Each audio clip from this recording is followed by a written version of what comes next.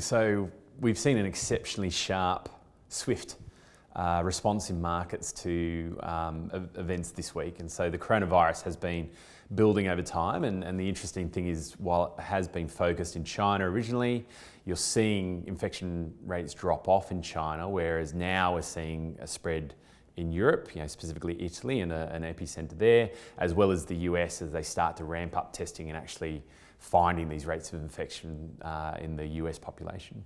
So markets have reacted to news. So I don't think that news was really the World Health Organization coming out and saying this was a pandemic. I think most governments had already sort of started treating it that way. It's more in response to how governments are responding to that and the efforts around containing this.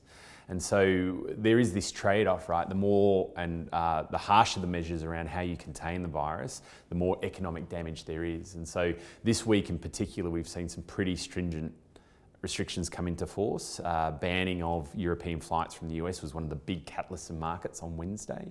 And markets have responded very sharply to that. So we saw declines of almost 10% or 10% in US markets, a decline here on Thursday of almost 8%. And then, as we're speaking right now, the market's down another 7% today from being Friday.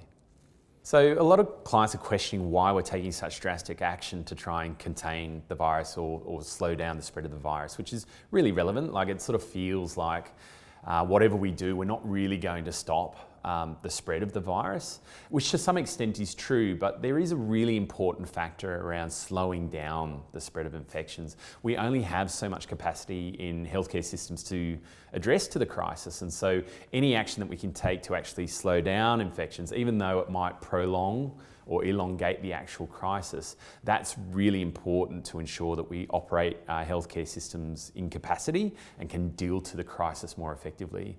It also, I guess, lengthens the time frame around when we can actually research drugs or preventative measures, even to the extent of getting to a vaccine, which isn't coming anytime soon, but that also provides opportunity to develop those types of counteractive measures as well.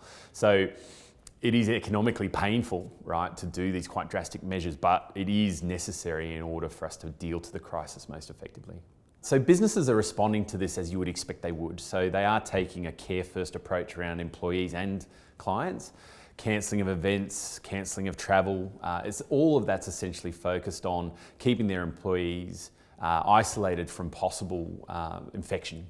So, but as that happens, the economic effect of business slowdown and the economic effect, in terms of cancellation of travel, cancellation of events and forums is being felt quite markedly, and it's all pointing towards a significant economic slowdown this quarter. Look, I think that we're definitely going to see contraction in economic indicators this quarter. I think that's a foregone conclusion. So the March quarter, that's effectively factored in. People are looking to the June quarter and sort of expecting that and thinking about technical recession. Where we're getting into more uncertainty is how prolonged this crisis will be. So looking out beyond a couple of quarters and the implications for business of that.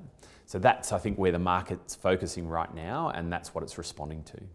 So I think markets are recognising the impact on business, particularly in travel-related sectors, energy-related sectors as well, as that drop-off in demand causes issues. What government's now focused on is, can they support business through this period of time? And so that really comes down to the length of the crisis and how deep it is.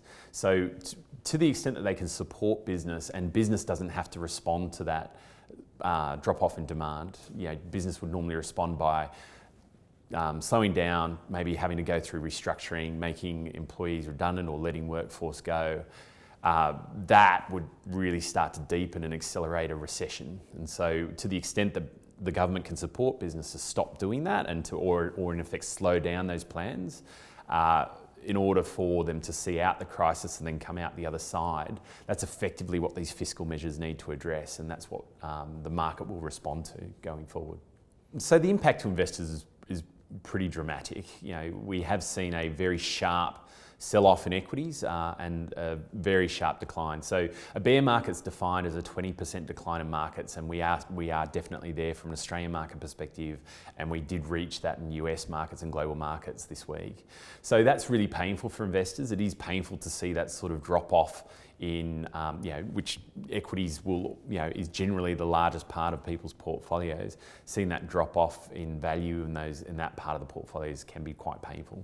Yeah, so it's a natural human response to feel like you need to be taking action in response to something like this. So there is an instinct to call it cut and run, or cash out of the market in order to sort of take risk off the table. And often after falls like this, that's one of the worst things you can do.